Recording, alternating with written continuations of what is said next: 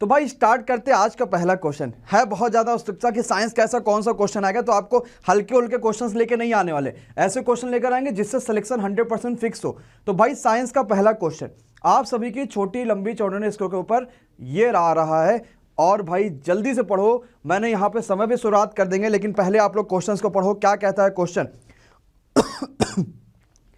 ऑक्सीकरण पर ऊर्जा की अधिकतम मात्रा निम्नलिखित में से कौन सा पैदा करता है? यानी जब ऑक्सीकरण होता है, जब ऑक्सीडेशन होता है, तो हाईएस्ट अमाउंट ऑफ एनर्जी कौन इसमें से पैदा करता है? बहुत सारे बच्चे लगातार यहां पे आंसर करना स्टार्ट कर चुके हैं। बहुत अच्छा, आप सभी को 5 सेकंड का यहां पे समय मिल रहा है। बहुत बढ़िया भाई जीतू, बहुत बढ़िया पूनम, बहुत बढ़िया कलीपू, बहुत अच्छा। तो याद रखिएगा, ऑक्सीकरण पर ऊर्जा की जो अधिकतम मात्रा है वो कौन पैदा करता है? वो करता है आप सभी के लिए वसा। वसा ऑक्सीकरण पर सबसे अधिक ऊर्जा उत्पादन करती है, ये बात आप सभी को पता है। तो ऑप्शन नंबर बी यानी वसा is the right answer of this question, बिल्कुल सही आंसर हो जाएगा।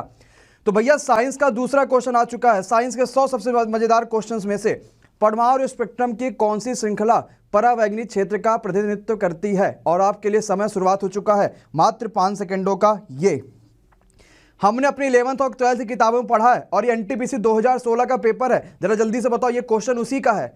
बहुत बढ़िया, सारे नहीं, कुछ क्वेश्चन हमने नए रखे हैं, पेपर को देखते हैं, और कुछ क्वेश्चन पुराने जो रेलवे के क्वेश्चंस आए हैं, जो सीपीओ के क्वेश्चंस आए हैं, वो सारे के सारे।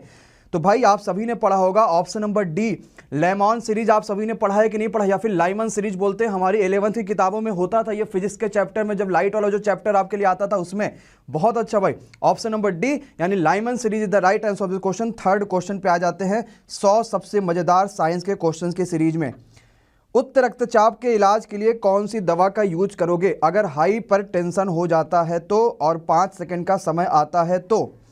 बहुत बेहतरीन, बहुत जबरदस्त भाई। आसान क्वेश्चन नहीं है, आसान क्वेश्चन वाले यहाँ पे सीरीज नहीं चलते भाई। हम सिलेक्शन के लिए यहाँ पढ़ते हैं ना, आसानी के लिए नहीं पढ़ते कि खाली मजा आ जाए बस क्वेश्चन खत्म हो जाए।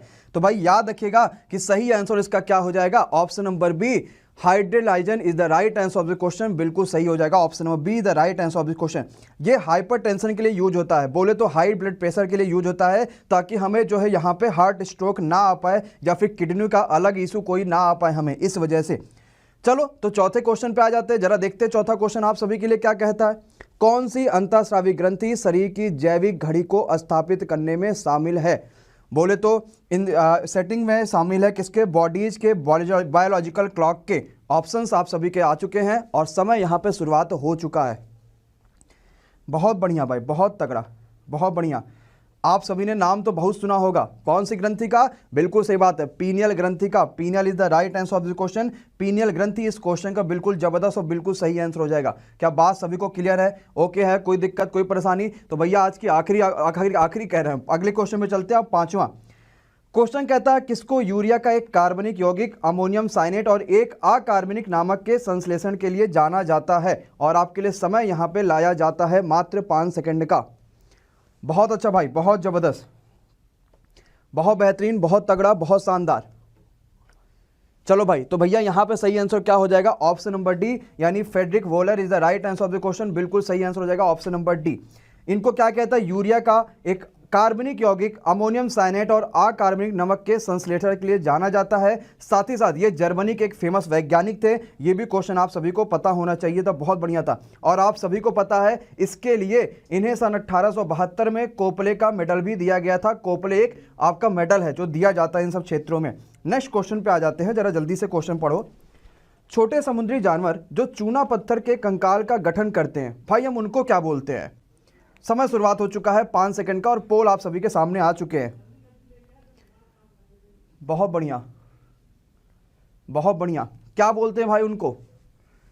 याद रखिएगा सभी के सभी भाई, क्या हो जाएगा सही आंसर? जो छोटे आपके होते हैं जी भाई, इसी को तो बोलते हैं कोरल, है कि नहीं? आप सभी ने कोरल लीफ का नाम सुना है ना। और क्वेश्चन तो ये भी आता है, दुनिया का सबसे बड़ा कोरल लीफ कौन सा है? आसान क्वेश्चन है कि नहीं है? तो दुनिया का सबसे बड़ा कोरल लीफ कहां पर है? ऑस्ट्रेलिया में है, ये भी बात सभी है। Option number B is the right answer of the question, B बिल्कुल सही और बिल्कुल जबरदस्त क्वेश्चन हो जाएगा। 7वें क्वेश्चन के चलते हैं। साइंस के सबसे मजेदार, सबसे ढांसू क्वेश्चन यहां पे कर रहे हैं। अयस्कों का उष्मीय उपचार जिसमें इसे गलाया और भुना जाता है, उसको हम लोग क्या बोलते हैं? और समय आप सभी के लिए यहाँ पे 5 सेकंड का शुरुआत हो चुका है। बहुत बढ़िया गाइस, शेयर करो। आज 200 प्लस वाचिंग होने चाहिए क्योंकि हम 100 क्वेश्चन करेंगे और 100 क्वेश्चन इतने आसानी से नहीं बनाए गए हैं। ये वैसे क्वेश्चन है जो वाकई पेपर के लिए इंपॉर्टेंट है। ये ऐसे क्वेश्चन है जो बहुत मेहनत से बनाए गए हैं और ये ऐसे क्वेश्चन है जिसमें हमने पूरी तरीके से क्वालिटी का ध्यान रखा है कि कोई छोटे मोटे क्वेश्चन नहीं चाहिए, वही क्वेश्चन चाहिए जो पेपर के लिए इंपॉर्टेंट है। तो सही आंसर हो जाएगा, आपने पढ़ा होगा पायरोमेटलर्जी, मैंने आपको ये पढ़ाया भी है और मैंने आपको बताया था कि पायरोमेटलर्जी जो होता है इसमें गलाया और भूना जाता है अयस्कों को, अयस्कों का उष्मीय उपचार है। ये एक हिसाब से उन्हें उष्मा दिया जाता है और गलाया और भूना जाता है। तो ऑप्शन नंबर आपका B is the right answer of this question. क्या बात बोलो, सभी को समझ में आ रहा है कि नहीं आ रहा है? और पायरोमीटर भी बताया था, बहुत बढ़िया विषय। पायरोमीटर का यूज क्या होता है? हाई टेंपरेचर मापने के लिए पायरोमीटर का यूज होता है। 8वें क्वेश्चन की तरफ बढ़ते हैं, देखते हैं क्या कहता है भाई। कितना पीएच हो जाए कि मामला जाए गड़बड़ाए और हमारा दांत जरा सड़ने लगेगा? 5 सेकंड का समय स्टार्ट हो चुका है, जरा जल्दी से बताइए क्या कहता है क्वेश्चन का सही आंसर। बहुत बढ़िया, बहुत जबरदस्त। हाँ तो याद रखिएगा, अगर दांतों का जो पीएच वैल्यू होता है भाई, क्या होगा सही आंसर? कौन बता पाएगा? हाँ, जब मुंह का हमारे 6 क्या हो, ऑप्शन नंबर सी, यानी अगर 5.5 हो जाए तो हमारा क्या हो जाएगा? दांत सड़ने लगते हैं। अच्छा क्वेश्चन है आपके लिए, बहुत अच्छा क्वेश्चन है, बहुत बेहतरीन क्वेश्चन है। 9वें क्वेश्चन पे आ जाते हैं, जरा देखते हैं। एक मीठी महक वाला पदार्थ, जरा जल्दी से बताओ, है क्वेश्चन आसान, बहुत बढ़िया सा। एक मीठी महक वाला पदार्थ, बहुत अच्छा, समय शुरुआत मैंने कर दिया ऑलरेडी। मीठा महक किसका है? हाँ बहुत बढ़िया, याद रखिएगा सही आंसर क्या हो जाएगा भाई? ये सही आंसर हो जाएगा ester is the right answer of the question. Ester का उपयोग जो होता है ये मीठी महक वाले पदार्थ है, और आपको पता जो परफ्यूम वगैरह बनते हैं ना उसमें भी एस्टर का यूज होता है, तो आपका यहाँ पे एस्टर का यूज परफ्यूम में भी हो जाएगा। और अमोनिया तो पता यार कितनी खराब गंध अमोनिया की होती है। मेथनॉल भी बहुत तीखा गंध होता है, मेथनॉल ऑप्शन नंबर जो बी दे रखा वो भी गलत है। और इथेनॉल तो मीठी गंध होती है ना कि सुगंध, यहाँ पे मीठी महक बात किया गया, याद रखना। एथेनॉल जो होता है ये भी एक मीठी महक नहीं देती है, ये मीठी गंध देती है। हमने मीठी महक के बारे में बात किया तो भैया मीठा महक आता है एस्टर से, जिसका यूज परफ्यूम बनाने के लिए किया जाता है। Option number see the right answer of this question. क्या बात सभी को समझ में आता है कि नहीं आता? बहुत बढ़िया। 10वें क्वेश्चन की तरफ आते हैं, देखते क्या कहता है। एक्स किरणों के उत्सर्जन का प्रतिकूल प्रभाव क्या है? और आप सभी के लिए क्वेश्चन यहां पे आ चुका, मतलब कि रिवर्स इफेक्ट क्या होता है, एक्स रेज इमिशन का रिवर्स इफेक्ट क्या होता है, ये क्वेश्चन आप सभी से पूछा गया है।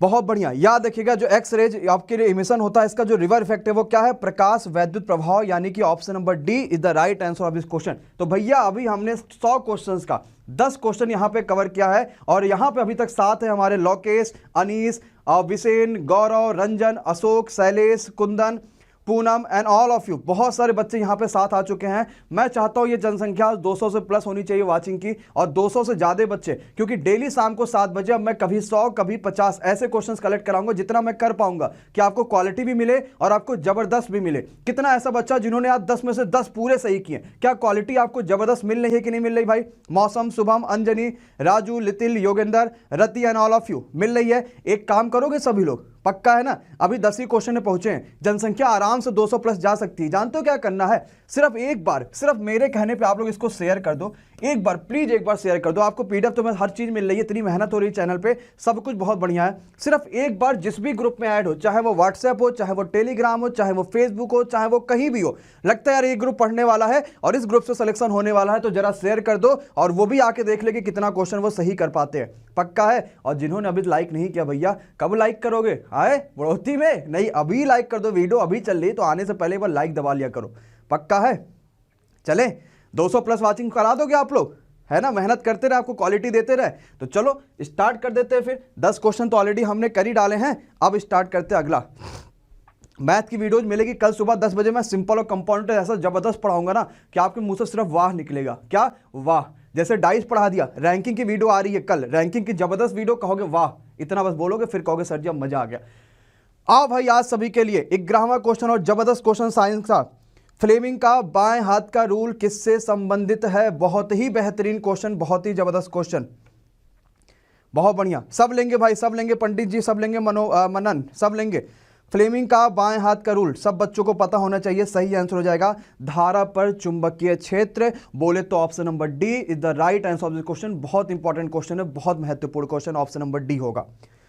नेक्स्ट पे आते हैं आज के 12वें क्वेश्चन पे। मस्तिष्क में दृश्य सूचना के विकोडन और व्याख्या ये संबंध किससे होता है? बहुत अच्छा भाई, जरा जल्दी से आ जाओ, समय मैंने स्टार्ट कर दिया ऑलरेडी और 5 सेकंड में आप सभी को बताना है कि क्या होगा इस क्वेश्चन का सही आंसर। और हर बच्चे को इस बार एनटीपीसी को जीत कराना है। सही आंसर होगा ऑप्शन नंबर सी, यानी कनपटे की पाली is the right answer of this question. क्या बात सभी को समझ में आ रही? नेक्स्ट क्वेश्चन पे आ जाओ भाई, 13वां क्वेश्चन। प्याज में जो खाद्य पदार्थ होते हैं वो किस रूप में संचयित होते हैं? समय मैंने स्टार्ट कर दिया है ऑलरेडी 5 सेकंड का। बहुत अच्छा, ये तो बहुत अच्छा क्वेश्चन है, बहुत बेहतरीन क्वेश्चन है। तो प्याज में जो भी खाद्य पदार्थ होते हैं ना वो किस रूप में संचयित होते हैं? तो ऑप्शन नंबर डी, यानी कि शर्करा के रूप में होते हैं। सिंपल सा क्वेश्चन है, आसानी से सबके सब बच्चे कर सकते हो। किसमें? शर्करा के रूप में होते हैं। एक आसान सा क्वेश्चन, एक जबरदस्त का क्वेश्चन। चलो भैया अगले क्वेश्चन पे आ जाओ, जरा अगला क्वेश्चन देखते हैं क्या कहता है आप सभी के सामने। एक घोल किसका कोलाइडी विलयन हो सकता है? मान लो कोई घोल है तो वो किसका कोलाइडी विलयन हो सकता है? ये क्वेश्चन पूछा गया, एकदम इजीएस्ट क्वेश्चन पूछा गया। बहुत अच्छा भाई, बहुत बेहतरीन। तो याद रखिएगा, जो भी घोल होते हैं, जो भी इमल्सन होते हैं, वो 2 या 2 से अधिक तरल पदार्थों का ही मिश्रण होते हैं। मतलब कि द्रव में द्रव का मिश्रण ही क्या कहलाता है? कोलाइडी विलयन कहलाता है। तो ऑप्शन नंबर ए यहाँ पे बिल्कुल सही आंसर हो जाएगा। जरा नेक्स्ट क्वेश्चन पे आ जाते हैं, आज 15वें क्वेश्चन पे। किलोवाट घंटा किसका मात्रक है? समय 5 सेकंड का आ चुका है। बहुत आसान सा क्वेश्चन है, बहुत जबरदस्त सा क्वेश्चन है। किलोवाट घंटा किसका मात्रक है? याद रखिएगा, ये किसका मात्रक है? ये हमारे आप सभी को पता होना चाहिए। जो किलोवाट घंटा होता है ये संयुक्त इकाई है, और साथ ही साथ ये किस चीज़ का मात्रक है? ये बिल्कुल सही आंसर हो जाएगा। जो किलोवाट घंटा है, कौन बताएगा किस चीज़ का मात्रक है भैया? तो ये ऊर्जा का मात्रक है। जो बच्चे बता रहे हैं शक्ति अभी पटक के मार खाओगे, सबके सब सुधर जाओगे। किसका मात्रक है? ये एनर्जी का मात्रक है, यानी ऊर्जा का मात्रक है। कितनी ऊर्जा खर्ची हुई, कितना एनर्जी खर्चा हुआ, किलोवाट घंटा बताता है। 16वें क्वेश्चन पे अपन सब आ जाता है। पहले सुरक्षा एलिवेटर का आविष्कार किसने किया था? ये क्वेश्चन पूछा गया। सुरक्षा एलिवेटर बोले तो आप सभी से पूछा गया जो मॉडर्न एलिवेटर है उनका आविष्कार किसने किया था? ऑप्शन आप सभी के सामने शुरू हो चुका है। मैं आपको बता देता हूं 1852 में इसका आविष्कार हुआ था, और इसका आविष्कार किया था ऑप्शन नंबर आपका बी, यानी Elisha Otis is the right answer of this question. बिल्कुल सही आंसर होगा। जिन बच्चों को नहीं पता याद रख लीजिएगा, किसका? Elisha Otis is the right answer of this question. Rope से रिएक्शन करा के इन्होंने ये काम स्टार्ट किया था। बिल्कुल सही आंसर हो जाएगा। 17वें क्वेश्चन की तरफ अपन लोग आ जाते हैं। किसी आंख, नाक, कान और गले का निरीक्षण करने वाला डॉक्टर कौन सा दर्पण का यूज करेगा? रेलवे के पेपर की जान है यार ये क्वेश्चन, तो जरा जल्दी से बताओ कौन सा दर्पण वो यूज करेगा। बहुत इजीएस्ट क्वेश्चन है भैया। 150 प्लस वाचिंग होने वाली है। जरा जल्दी से शेयर मार दो सबके सब। बहुत बढ़िया, जिसने शेयर नहीं किया सब शेयर कर देना, और तभी भाई ये स्टार्ट करा जाएगा आगे। तो याद रखना हमेशा, आंख नाक कला वाले, जो आंख नाक कान वाले जो डॉक्टर होते हैं ना, वो कौन से दर्पण का यूज करते हैं? तो कॉनकेव मिरर बोले तो अवतल दर्पण का यूज करते हैं। रवीश, अंजलि, सुभादीप, बिसेन, मनीष, अंजनी, गुरु, पवन, सूरज। बहुत बेहतरीन बच्चा लो, बहुत अच्छा। 18वें क्वेश्चन पे आ जाओ भाई। रतौंधी बोले तो नाइट ब्लाइंडनेस, जरा जल्दी से बताओ किसकी वजह से होती है? और मैंने समय भी शुरुआत कर दिया। Easiest question of the day, बहुत आसान है। हाँ बहुत बढ़िया। रतौंधी पूछा जाएगा तो भैया याद रखना हमेशा जो रतौंधी होती है वो किसकी कमी की वजह से होती है? हाँ रतौंधी याद रखना सभी के सभी, जो रतौंधी होती है। अच्छा कुछ बच्चे कह रहे हैं ऑप्शन नंबर ए होगा। याद रखिएगा सही आंसर होगा ऑप्शन नंबर, यहाँ पे सी इन्होंने गलत कर दिया है, ये डी गलत होगा। मैं डी यहाँ पे गलत कर दे रहा हूँ भाई। सही आंसर होगा रतौंधी किसकी वजह से होती है? ऑप्शन नंबर आपका सी, यानी कि विटामिन ए की कमी से होती है। मुझे कमेंट बॉक्स में ये बात कौन कमेंट करके बताएगा कि विटामिन ए का केमिकल नेम क्या होता है? अगर विटामिन ए की बात आई है तो बात दूर तक जाएगी। और ये बताओ जरा जल्दी से कमेंट करके भैया विटामिन ए का केमिकल नेम क्या होता है?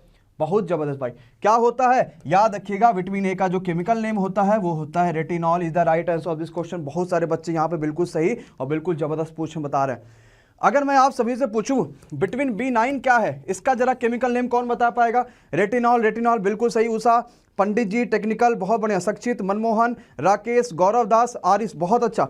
मैंने एक सिंपल सा आप सभी से क्वेश्चन पूछा, क्या एक बहुत आसान सा, मैंने कहा भैया विटामिन B9 क्या है? बहुत अच्छा यार, गोवर्धन का आंसर बिल्कुल सही है। विटामिन B9 क्या है? फॉलिक एसिड है। ऑप्शन नंबर आपका वो भी सही हो जाएगा।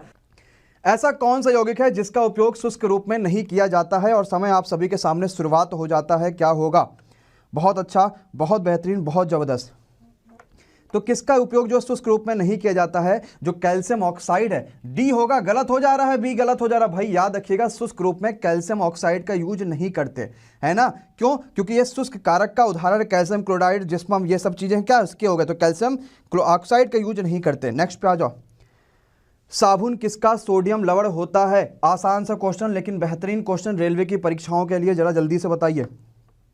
हमने अपनी 10th की किताबों में पढ़ा है कि नहीं पढ़ा साबुन के बारे में कि हाँ रिएक्शन करते हैं, ये करते हैं, वो करते हैं। तो याद रखिएगा जो साबुन होता है ना, किसका सोडियम लवण होता है। बहुत सारे बच्चे सही आंसर बता रहे हैं, तो ये वसा अम्लों का क्या होता है, सोडियम लवण होता है, यानी ऑप्शन नंबर बी वसा अम्ल is the right answer of the question. बिल्कुल सही और बिल्कुल जबरदस्त क्वेश्चन हो जाएंगे। एक घड़ी की कमानी जो होती है, जो स्प्रिंग होती है, वो ऊर्जा होती है, उसमें कौन सी ऊर्जा होती है? जो घड़ी का स्प्रिंग होता है उसमें कौन सी ऊर्जा होती है भाई? ये तो बहुत आसान सा क्वेश्चन, जरा जल्दी से बता दो। बहुत अच्छा, बहुत अच्छा, बहुत अच्छा।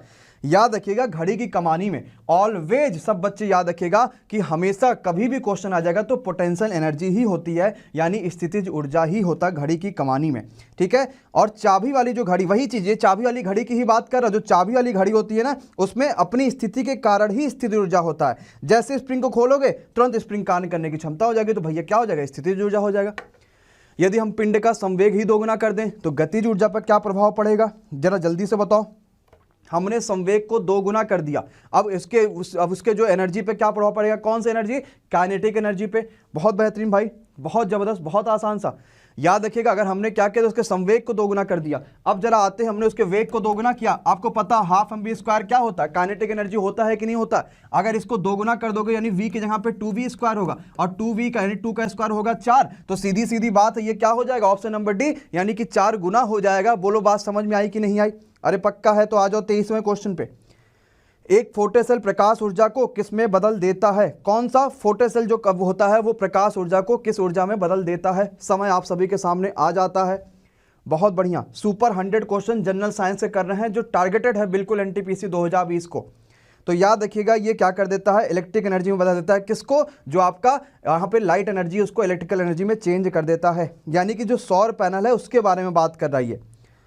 उड़ता हुआ जो हवाई जहाज होता है ना, देखो अभी हवाई जहाज उड़ा था कि नहीं उड़ा था, बुला लेते जरा तुम पीछे आओ भाई। और ये हमारे पास फिर से उड़ता हुआ जाता है, एक यहाँ पे पक्षी। और ये बताओ उड़ते हुए हवाई जहाज में कौन सी एनर्जी होती है? एक बहुत ही ज़्यादा शानदार क्वेश्चन आप सभी के सामने, बहुत अच्छा, बहुत बेहतरीन। याद रखिएगा अगर उड़ता हुआ हवाई जहाज है, हमने ये नहीं पूछा कि हवाई जहाज जमीन पे बैठा है, वो हवाई जहाज उड़ रहा है। जब हवाई जहाज उड़ान भरता है तो वो उड़ान ऊर्जा किसके द्वारा मिलती है? उसको इंजन के द्वारा मिलती है। अब इंजन के द्वारा जब उड़ान मिलेगी तो भैया क्या होता है, रासायनिक ऊर्जा यांत्रिक ऊर्जा में बदल जाता है, और यांत्रिक ऊर्जा जोर प्रदान करता है। और जैसे जैसे हवाई जहाज की गति बढ़ेगी वो गतिशील होती जाएगी, और उसमें दोनों की दोनों ऊर्जाएं मिलेंगी, यानी स्थिति और गति दोनों ही दोनों, यानी सही आंसर होगा आप सभी के लिए option number C is the right answer of the question. मात्र प्रीति, अरुण और बहुत सा कम ही बच्चों का यह आंसर बिल्कुल सही हो पा रहा है।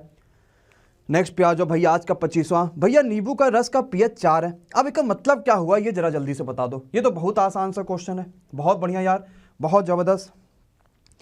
तो अगर नींबू का रस का जो पीएच है वो 4 है ना, इसका मतलब ये होता है ये क्या है, ये एसिडिक है, ये अम्लीय है, सीधी सी बात है। अब भैया अम्लीय बेसिक हमें ये सब भी तो पता होना चाहिए। अगर 7 से कम है तो ये क्या हो जाएगा, 0 से लेके 6 तक है तो एसिडिक हो गया। अगर 7 है तो न्यूट्रल हो गया। अब न्यूट्रल पे कौन आता है, जरा मुझे नाम करके बताओगे कोई बच्चा कि न्यूट्रल पे कौन होता है? कौन बच्चा बता पाएगा न्यूट्रल पे कौन होता है भैया? और अगर 8 से लेके 14 तक की बात करोगे तो ये बेस हो गया, यानी बेसिक हो गया फॉर्म में। तो न्यूट्रल पे कौन आता है, जैसे पानी, सिंपल सी बात है। नेक्स्ट क्वेश्चन पे जरा आता है, अगला क्वेश्चन देखते हैं भाई क्या कहता है। बहुत बेहतरीन, बहुत जबरदस्त। यदि क्रिया और प्रतिक्रिया मान लो एक ही पिंड पर हो जाए तब क्या होगा भैया मामला? 26वां क्वेश्चन आप सभी के सामने। हाँ बिल्कुल सिंपल सा क्वेश्चन है। मान लो किसी पिंड पर क्रिया और प्रतिक्रिया एक ही हो गई तो भाई सिंपल सी बात है, जो परिणाम होगा वो क्या हो जाएगा, उसका शून्य हो जाएगा। Option number A is the right answer of the question. कुछ करना ही नहीं था, सिंपल क्वेश्चन है, इजीएस्ट क्वेश्चन है। जरा आ जाओ 27वें क्वेश्चन पे। कहता है ऑक्सीजन युक्त रक्त का संचरण ये किसमें होता है हमारे बॉडी की? ये बहुत इंपॉर्टेंट क्वेश्चन है यार, मैं इसको बिल्कुल ही कहूंगा कि इसको आप बिल्कुल ही पढ़ डालना, और जिन्होंने नहीं पता होगा वो जरूर पढ़ डालना इसको। तो याद रखिएगा ऑक्सीजन युक्त जो रक्त का संचरण होता है, जिसमें ऑक्सीजन होती है, वो ब्लड कौन लेकर जाता है बॉडी से? तो वो वीन लेके जाती है, यानी सिराएं लेके जाती हैं। और कौन से सिरा? फुसफुस सिरा लेकर जाती है। ऑप्शन नंबर ए बिल्कुल यहाँ पे सही आंसर होगा। नेक्स्ट पे आते हैं, विटामिन बारे में वो क्वेश्चन बात करते हैं। एक रोग है स्कर्वी, कौन बच्चा बता पाएगा स्कर्वी रोग किसकी कमी के कारण होता है? ये बहुत अच्छा क्वेश्चन है। एक रोग क्या है स्कर्वी, किसकी कमी की वजह से होता है? बहुत अच्छा। याद रखिएगा जो स्कर्वी रोग है ना वो विटामिन B3 की वजह से आपको पेलाग्रा होता है और विटामिन C की वजह से आपको स्कर्वी होता है। तो हमने एक क्वेश्चन में मारा 2 का तीर। अब बहुत सारे बच्चे कंफ्यूज आ जाएंगे, वो सोचेंगे हो सकता है ये भी सही हो जाए और हो सकता है ये भी सही हो जाए, हो सकता है ये भी सही हो जाए, लेकिन सही आंसर क्या होगा भाई? विटामिन, अगर हम बात करेंगे स्कर्वी की तो होगा विटामिन C, और पेलाग्रा की बात करेंगे तो होगा विटामिन B3। एक बार जरा मन में सबके सब रिवीजन मारो, बढ़ते हैं अगले नेक्स्ट क्वेश्चन पे। लेकिन अगर बात विटामिन तक आई है तो दूर तक जाएगी। जरा कौन बताएगा कि भाई अगर विटामिन C की बात करते हैं तो विटामिन C का केमिकल नेम क्या होता है? बहुत अच्छा क्वेश्चन है। विटामिन C का केमिकल नेम क्या होता है? जैसे हमने उसका रेटिनॉल पढ़ा था ना, इसका भी तो कुछ होता होगा बेचारे का, ऐसे तो है नहीं बेचारा। हाँ, तो अगर बात करेंगे तो मुझे कौन ये सबसे पहले बताएगा विटामिन C का? बहुत जबरदस्त। क्या होता भाई? Ascorbic acid is the right answer of the question. Vitamin C का केमिकल नेम होता है। बहुत शानदार। नेक्स्ट क्वेश्चन पे आते हैं, 29वां। अगर मान लो आरबीसी बढ़ गया बॉडी में तो फिर क्या मामला होगा? जरा समय स्टार्ट कर देते, जरा जल्दी से बता दो। बहुत बढ़िया, बहुत बढ़िया, बहुत बढ़िया। अगर मान लो कि आरबीसी बढ़ गया तो क्या हो जाएगा? पॉलीसाइथेमिया, यानी ऑप्शन नंबर आपका see the right answer of this question. ये अगर बॉडी में आरबीसी बढ़ जाती है ना तो ये होता। अब इसकी होता क्या इसकी वजह से? तो हमारा जो रक्त है वो गाढ़ा हो जाता है। ऑप्शन नंबर आपका रक्त गाढ़ा जो है वो अगर दिया होता तो वो सही हो जाता। किस प्रकार के मच्छरों को हाउस मच्छर कहते हैं? लो भैया, ये भी नाम आज तक नहीं सुना आप लोगों ने, तो अब सुन लो। ऐसा कौन सा मच्छर है जो हाउस मच्छर कहलाता है? बहुत बढ़िया, बहुत जबरदस्त। तो हाउस मच्छर जो कहलाता है वो कहलाते हैं क्यूलेस मच्छर। इनको हाउस मच्छर भी कहा जाता है। इनकी कई सारी प्रजातियां होती हैं और कभी कभी क्या होता है, हाँ अच्छा, मुझे कौन बताएगा इन सभी ऑप्शन में से जो मलेरिया फैलाता है वो कौन है? कौन बताएगा जो मलेरिया फैलाता है वो कौन है? इन सभी ऑप्शन में से कौन बता पाएगा भाई? जो मलेरिया फैलाता है वो कौन है? कौन बता पाएगा? बहुत बढ़िया। याद रखना जो मलेरिया फैलाता है वो कौन है? तो वो है हमारे एनाफ्लीज मच्छर is the right answer of the question. जो मलेरिया फैलाते हैं, ऑप्शन नंबर ए वहां पे हो जाएंगे सही आंसर। तो भैया हमने 30 का कर दिया आंकड़ा पूरा। हाइड्रा में कैसा प्रजनन होता है? और समय आप सभी के सामने शुरुआत होता है। हाइड्रा में किस प्रकार का प्रजनन होता है? बहुत बेहतरीन, अच्छा क्वेश्चन था। याद रखिएगा हाइड्रा में हमेशा बडिंग प्रजनन होता है, यानी कि कह सकते हैं इसको मुकुलन बोलते हैं, मुकुलन प्रजनन होता है। अब ये बहुत अच्छा क्वेश्चन भी है यार। आपसे अगला जो क्वेश्चन आता है ना वो ये पूछता है कि सीमेंट का जो रासायनिक संयोजन होता है वो क्या होता है? अच्छा क्वेश्चन है, बताओ बड़ा जल्दी से क्या होगा सही आंसर? सीमेंट का जो रासायनिक संयोजन है ना वो क्या होता है? बहुत बढ़िया, बहुत बढ़िया। तो भाई क्या होगा सही आंसर? जो सीमेंट का रासायनिक संयोजन है ना वो बिल्कुल सही आंसर हो जाएगा चूना पत्थर, चूना पत्थर, मिट्टी और जिप्सम। ऑप्शन नंबर आपका यहाँ पे B is the right answer of the question. अब भैया इस क्वेश्चन से जिप्सम का फॉर्मूला भी आपसे पेपर में पूछा जा सकता है। इस क्वेश्चन से आपसे पूछा जा सकता है बहुत सारे क्वेश्चन। नेक्स्ट पे आ जाते हैं, जरा देखते हैं 33वां क्वेश्चन क्या कहता है। कहता है एगर एगर उत्पन्न करने वाला सवाल कौन सा है? एगर एगर उत्पन्न करने वाला सवाल कौन सा है? ऐसा कौन सा एलगी है जो एगर एगर उत्पन्न करता है? इन सभी ऑप्शन में से एलगी की पूरी प्रजातियां दी गई है हमें, और आप सभी को पता है कि भारत में कुल मिला के एलगी की 40 प्रजातियां पाई जाती हैं, जिसमें से जेलेडियम जो है वो एगर एगर उत्पन्न करने वाला सवाल है। ऑप्शन नंबर आपका बी बिल्कुल सही आंसर हो जाएगा। तो दादा लोग 4th क्वेश्चन पे आ जाते हैं और कहता है केल्विन पैमाने पर तापमान को सेल्सियस पैमाने में बदलने वाला अगर आपको 273 है तो वो जोड़ना पड़ेगा कि घटाना पड़ेगा? अच्छा क्वेश्चन है भाई, हमने दिमाग तो बहुत लगा लिया, लेकिन ये बताओ जोड़ोगे कि घटाओगे? बहुत अच्छा। अगर हमें क्वेश्चन में कहेगा कि भैया एक काम करो कि केल्विन पर है और तापमान केल्विन पर है और इसको हमें सेल्सियस में बदलना है तो आपको घटाना पड़ेगा। याद रखिएगा, बहुत अच्छा क्वेश्चन है, बहुत जबरदस्त क्वेश्चन है। अब जोड़ना वाले पटक के मार खाओगे भाई, घटाना पड़ेगा। क्या मैंने कहा? केल्विन से है, सेल्सियस में बदलना है। यार अगर सेल्सियस पे, जैसे मैंने कहा कि 0 डिग्री सेल्सियस दिया है, अब बताओ केल्विन में कितना होगा? तो आप लोग क्या बोलते हो जरा कमेंट बॉक्स में सबके सब कमेंट कर दो। मैंने एक सिंपल सा बात कहा कि भाई मेरे 0 डिग्री सेल्सियस दिख रहा है, अब इसको जरा केल्विन बताओ, क्या करोगे? कौन बता पाएगा? कौन बता पाएगा? बोलो भैया, कौन बता पाएगा? हाँ, तो कहोगे तो जी 273 होगा। क्या आपने किया? आपने सेल्सियस को केल्विन में बदला, आप तब आपने जोड़ा। अब आप क्या कर रहे हो? केल्विन को सेल्सियस में बदल रहे हो, तब क्या करोगे भाई? घटाओगे। बहुत अच्छा। समझ में आया कि नहीं समझ में आया? ये कहाँ का क्वेश्चन है? हाँ, इतना आसान थोड़ी होगा, ये बात याद रखिएगा। इतना आसान क्वेश्चन नहीं मिलने वाला यहाँ पे। यहाँ वही क्वेश्चन मिलेंगे जहाँ आपके माइंड चले और जहाँ से आप खुद ही कई सारी चीज़ें निकाल पाओ। पक्का है? चलो अगले क्वेश्चन पे आते हैं, जरा देखते हैं क्या कहता है आप कवि के लिए आज का 35वां क्वेश्चन। बहुत बढ़िया, बहुत बढ़िया। लो अभी हम इसी के बारे में बात करें तो बेचारा वही पूछ ले गया, है ना। ये तो बहुत दिक्कत हो गया इस क्वेश्चन के साथ। इसी के बारे में बात करें तो यही पूछ ले गया। कहता है विटामिन से को क्या कहते हैं, सभी को बात पता है, ऑप्शन नंबर ए यानी ascorbic acid is the right answer of the question, बिल्कुल सही आंसर हो जाएगा। नेक्स्ट पे आ जाओ भाई 36वां क्वेश्चन पे। यार इलियम किसका पृथक अंग है, यानी कि बोले इलियम किसका पृथक अंग है। बहुत बढ़िया, बहुत बढ़िया। याद रखिएगा तो हमारे बॉडी में छोटी आंत है, आप सभी को पता है, उसी का जो एक अंग होता है, जो एक अंतिम पार्ट होता है वो इलियम होता है। आप कहोगे सर जी इलियम का काम क्या है आखिर, आज तक तो हम इलियम पढ़े ही नहीं। तो याद रखिएगा जो इलियम होता है ना उसका काम होता है विटामिन B12 हो गया या फिर जो आपके पित्त लवण होते हैं इन सब का यूज करता है, इन सबको अवशोषित करता है और यही सब इलियम का काम है आप सभी के लिए। नेक्स्ट क्वेश्चन आता है अगर हम मान लो कि प्लास्टर ऑफ पेरिस को गर्म कर दे तो फिर क्या होगा, जरा जल्दी से बताओ क्या बन जाएगा अगर हमने प्लास्टर ऑफ पेरिस को खुदा न खास्ता गर्म कर दिया। बहुत बढ़िया क्वेश्चन है, बहुत बढ़िया भाई, बहुत बढ़िया, बहुत बढ़िया। हाँ याद रखिएगा अगर हम प्लास्टर ऑफ पेरिस को गर्म कर देंगे तो भैया यहाँ पे क्या बन जाता है, हाँ ऑप्शन नंबर सी यानी gypsum is the right answer of this question, बिल्कुल सही आंसर हो जाएगा। नेक्स्ट पे आ जाते हैं, मनोचिकित्सक के द्वारा मापा जाता है कौन सा भैया, इज द राइट आंसर बताओ। साइक्रोटोमीटर के द्वारा, अच्छा साइक्रोटोमीटर लिखा हुआ वहाँ पे, मनोचिकित्सक नहीं होगा वहाँ पे, क्या हो जाएगा साइक्रोमीटर हो जाएगा। बहुत बढ़िया, साइकोमीटर बोलते हैं इसको या फिर इसको हाइड्रोमीटर भी बोलते हैं, दोनों एक ही है। यहाँ पे मनोचिकित्सक नहीं होगा, यहाँ पे होगा साइकोमीटर, है ना। ये गूगल बाबा ने बहुत खतरनाक वाली गलती कर दी है, यहाँ पे क्या होगा साइकोमीटर होगा या फिर साइक्रोमीटर बोलते हैं या फिर हाइड्रोमीटर या हाइग्रोमीटर भी आप लोगों ने पढ़ा होगा। तो अगर आर्द्रता मापना होगा तो इसका यूज करेंगे। ऑप्शन नंबर आपका यहाँ पे B is the right answer of the question, बिल्कुल सही आंसर हो जाएगा। नेक्स्ट पे आ जाओ भाई, उर्वरक के रूप में कौन सा कैल्शियम लवण यूज होता है, किसमें, उर्वरक के फॉर्म में कौन सा कैल्शियम लवण यूज होता है इन सभी ऑप्शन में से, उर्वरक के फॉर्म में। तो याद रखिएगा अगर हम बात करेंगे उर्वरक के फॉर्म में तो हमेशा याद रखिएगा कैल्शियम सल्फेट यूज होता है, यानी ऑप्शन नंबर डी ये एक उर्वरक है ना। याद रखिएगा सल्फर का एक प्रमुख पादक भी है और ये उर्वरक है जिससे मृदा की उर्वरता बढ़ जाती है, मृदा थोड़ी सी सुधर जाती है। नेक्स्ट क्वेश्चन पे आ जाओ भाई जरा 40वें, किसका ध्रुवीकरण किया जा सकता है, यानी किसका पोलराइजेशन किया जाता है, कौन पोलराइज होता है, ये क्वेश्चन आप सभी से पूछा गया। बहुत अच्छा क्वेश्चन है भाई, हाँ आपकी 11th की फिजिक्स की किताब का है ये भाई। तो भाई किसका ध्रुवीकरण होता है, याद रखिएगा ऑप्शन नंबर ए और ऑप्शन नंबर बी, यानी आपका रेडियो वेव्स का साथ ही साथ जो अल्ट्रावायलेट वेव्स होती हैं दोनों का ध्रुवीकरण आपसे किया जाता है। नेक्स्ट पे आ जाओ, कहता है लार जो है एमाइलेज नामक एक पाचक एंजाइम निम्न से किसका पाचन आरंभ करता है। लार एमाइलेज नामक एक पाचन एंजाइम है, किसका पाचन वो करता है, ये क्वेश्चन आप सभी से पूछा गया। बहुत बढ़िया, नमस्कार भाई सभी का, बहुत अच्छा। अभी हम 50 में मिलते हैं आप लोग से, पहले जल्दी से करिए। हाँ तो बिल्कुल सही आंसर हो जाएगा, बहुत बढ़िया। तो सही आंसर हो जाएगा कार्बोहाइड्रेट का, ऑप्शन नंबर डी। बहुत सारे बच्चे करे यार डी, बहुत अच्छा यार। 40 का क्या हो जाएगा डी। कहता अम्ल वर्षा जो ताजमहल के संगमरमर जो बना हुआ, ताजमहल संगमरमर का बना हुआ उसका संरक्षण कर रहा है यानी खराब हो रहा। अब ये अम्ल वर्षा किन अम्लों की बनी होती है, लो ये तो पहले बताओ भाई सब के सब। बहुत अच्छा, या बिल्कुल सही भाई इंद्रजीत।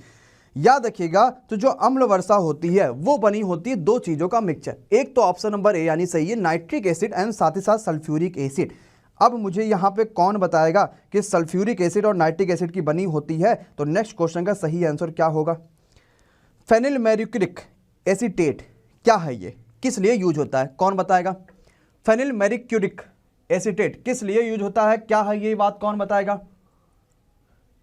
बहुत बढ़िया, बहुत जबरदस्त।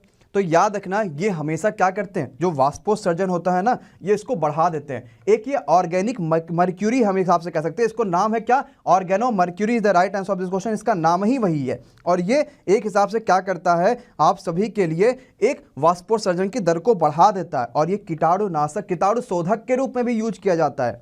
नेक्स्ट पे आ जाओ भाई, आज का 44वां क्वेश्चन, उत्कृष्ट गैसें किस व्यष्टि के आधार पर किस रूप में मौजूद होती हैं। बहुत बढ़िया, वेस्ट के आधार पर यानी नोबल गैसें एग्जिट एज इंडिविजुअल किस फॉर्म में रहती है, नोबल गैसें किस फॉर्म में रहती हैं। तो याद रखिएगा नोबल गैसें एटम्स के फॉर्म में रहती हैं यानी परमाणुओं के फॉर्म में रहती हैं। ऑप्शन नंबर आपका ए बिल्कुल सही आंसर हो जाएगा।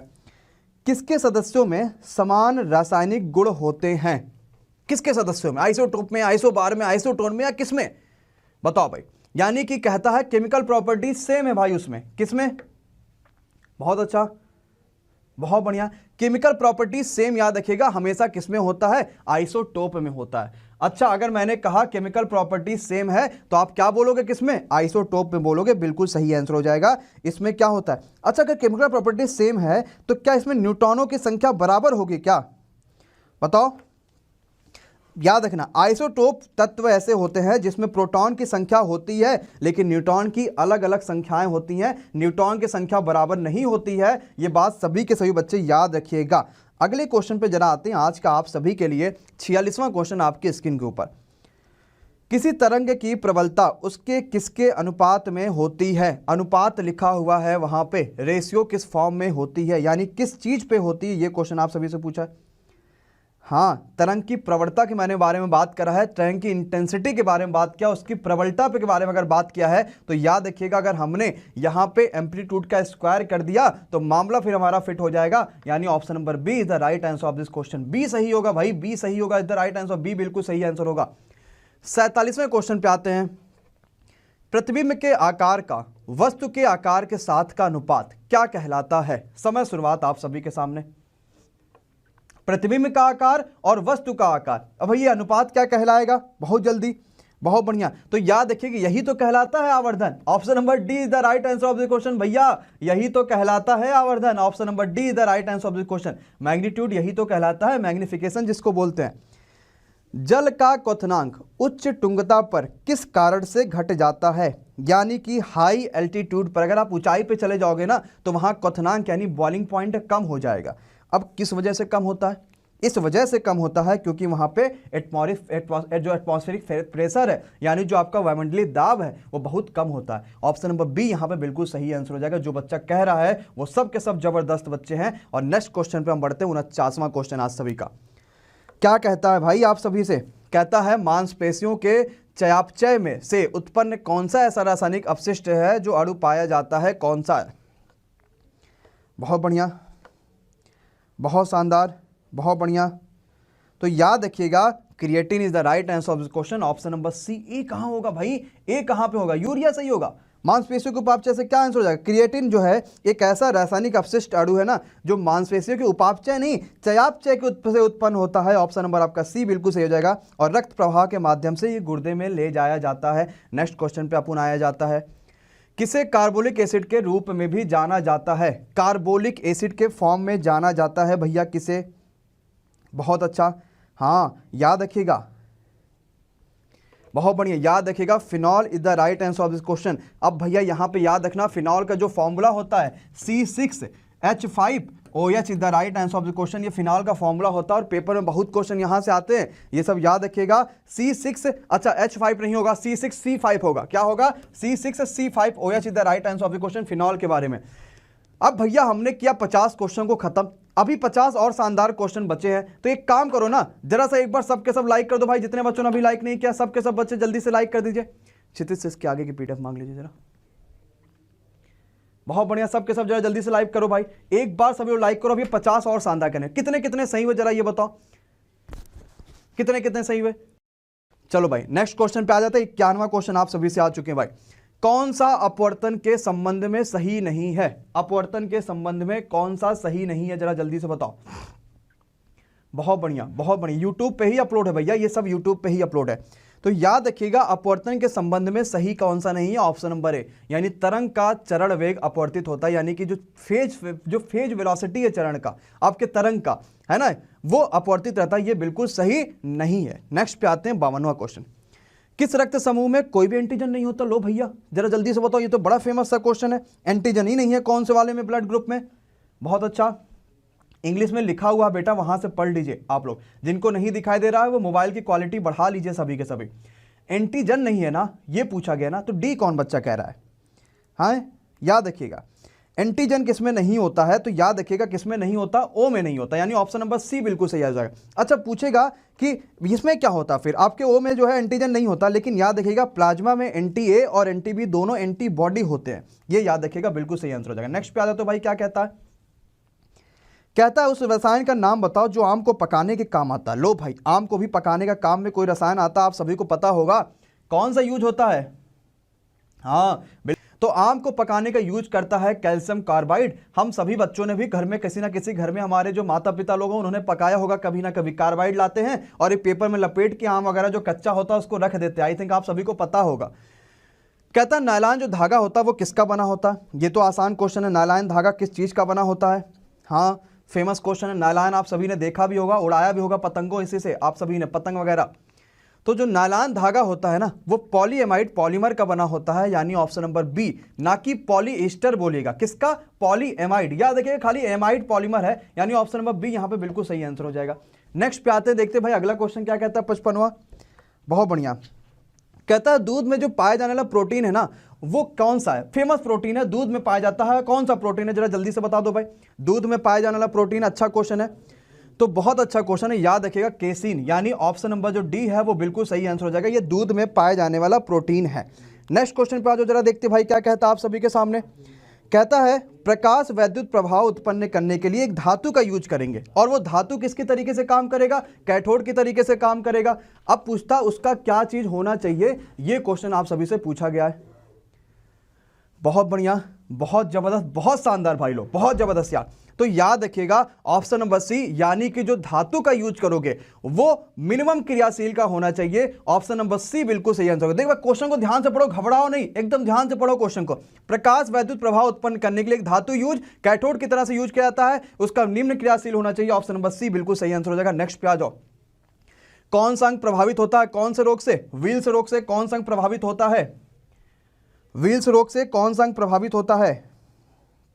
बहुत बढ़िया, बहुत बढ़िया, बहुत जबरदस्त। याद रखिएगा इससे जो प्रभावित होता है हमारे बॉडी की किडनी प्रभावित हो जाती है। ऑप्शन नंबर आपका D, kidney is the right answer of the question. Kidney बिल्कुल सही आंसर हो जाएगा, ठीक है, ये याद रखिएगा। और भैया विल्स रोग है ना, एक हिसाब से कह सकते हैं जैसे आपने पीलिया नाम सुना होगा कि नहीं सुना होगा? सुना होगा ना, पीलिया भी नाम सुना होगा। और इससे क्या हमारे जो किडनी होता है, जो हमारा यकृत वगैरह होता है वो खराब हो जाता है, गुर्दे भी खराब हो जाते हैं, रक्तस्राव हो जाती है, ठीक है। अगले क्वेश्चन पे, बहुत बढ़िया।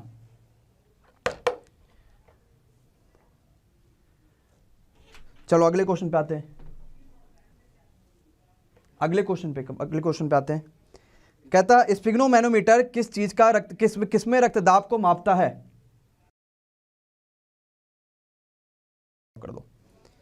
तो याद रखिएगा भाई सही आंसर क्या हो जाएगा? धमनियों को। अब भैया देखो जबरदस्त क्या बात हुई एमडी क्लासेस चैनल की, ध्यान से सुनना।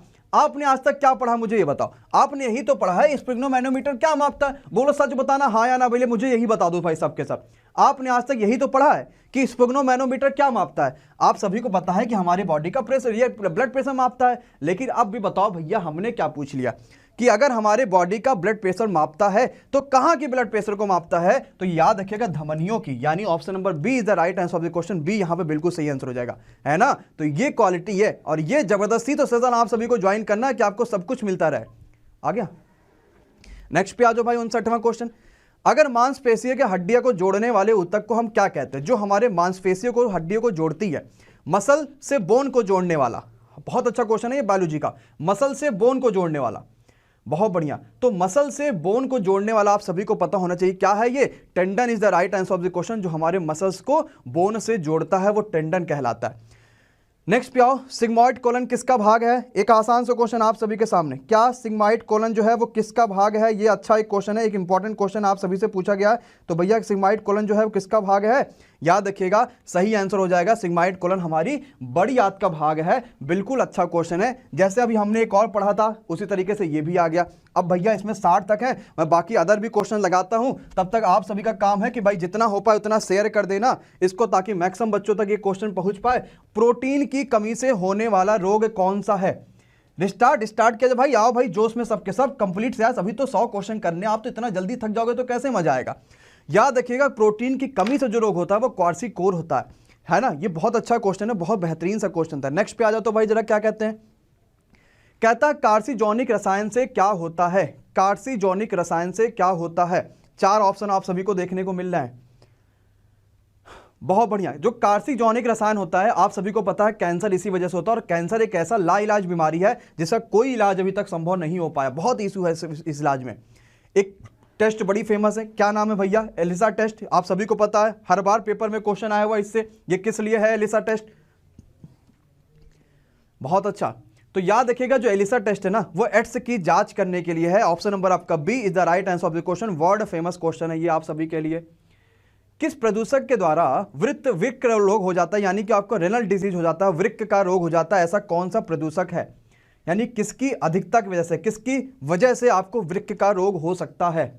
बहुत बढ़िया भाई, विनीत, सुजीत, कुंदन, आप प्रीति, आप सभी बच्चे बहुत अच्छा यार। जीतू बहुत अच्छा, सहनाज बहुत अच्छा, प्रतीक बहुत अच्छा, इंद्रजीत बहुत अच्छा, Lavi, Lavis, Ravi, Saurabh and all of you बहुत तगड़ा। तो याद रखिएगा कैडमियम की वजह से वृक्क के रोग होता है। ऑप्शन नंबर आपका कैडमियम बिल्कुल सही आंसर होगा।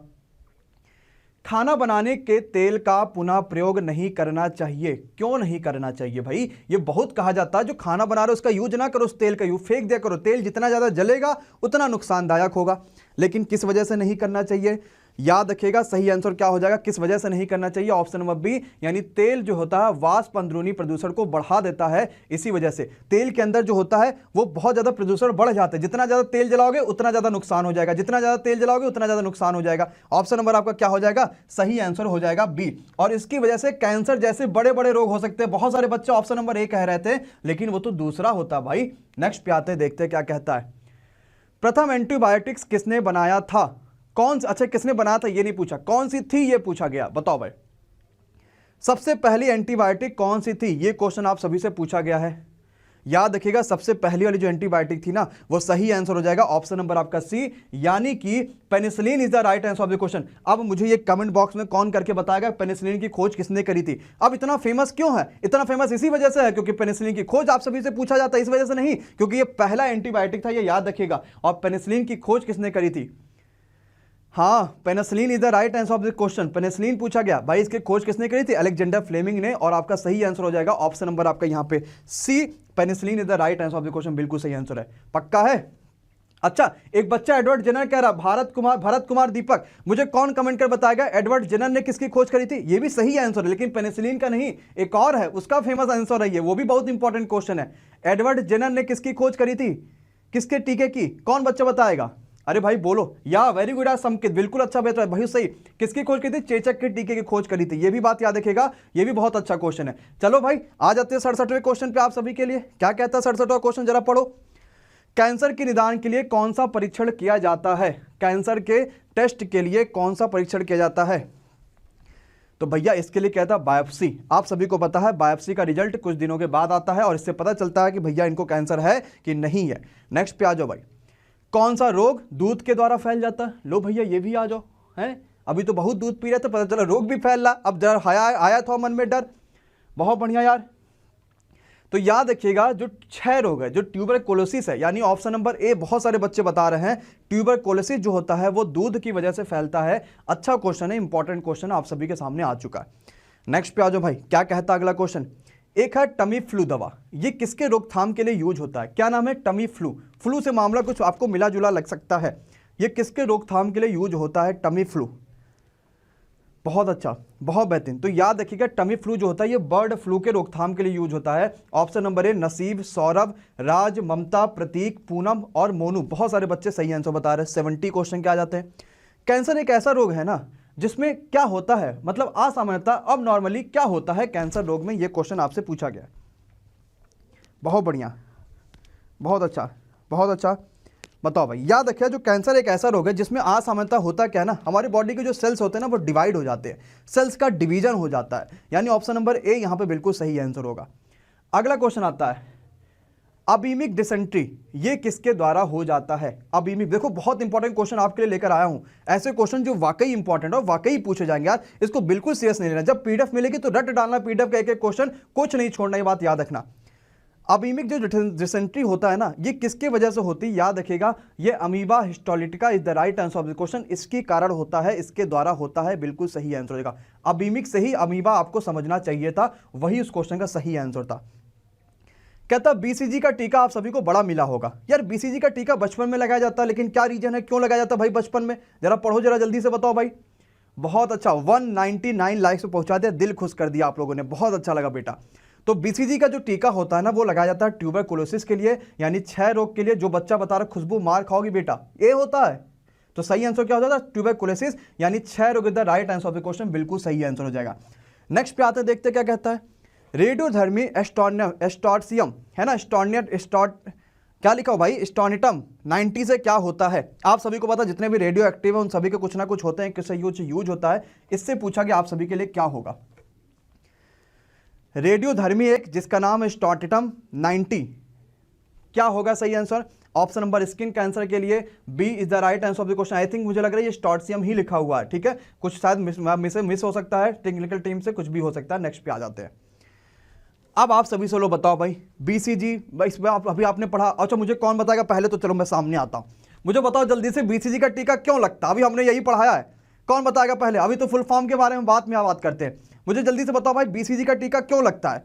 हाँ बिल्कुल याद रखिएगा, बीसीजी टीका 6 रोग की वजह से लगता है, 6 रोग ना हो इसकी वजह से बचपन में लगाया जाता है। और आप सभी को पूछे इसका मतलब जो उसमें सी है ना, उसका मतलब क्या है बीसीजी में?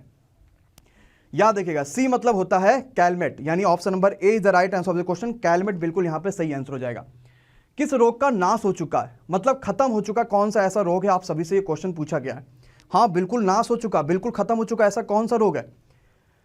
बहुत अच्छा भाई, याद रखिएगा कौन सा ऐसा रोग है जो बिल्कुल खत्म हो चुका, जो है स्मॉल पॉक्स, यानी ऑप्शन नंबर आपका small pox, see the right answer of question. बिल्कुल खत्म हो चुका, बिल्कुल इस रोग का क्या हो चुका है? नाश हो चुका है। नेक्स्ट क्वेश्चन पे आ जाते हैं, जरा अगला क्वेश्चन देखते हैं क्या कहता है भाई। एल्जाइमर कौन सा को प्रभावित करता है? एकदम आसान सा क्वेश्चन, एल्जाइमर सभी ने पढ़ा होगा, बहुत अच्छा सा क्वेश्चन है, बहुत इजी सा क्वेश्चन है।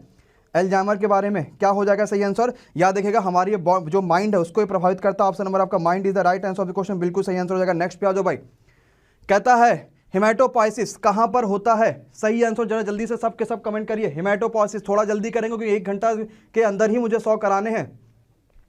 हाँ बहुत बढ़िया। तो हेमाटोपोइसिस कहां पर होता है? तो हमारे ये अस्थि मज्जा में होता है, यानी कि बोन मैरो में होता है। ऑप्शन नंबर डी यहां पे बिल्कुल सही आंसर हो जाएगा, bone marrow is the right answer of this question.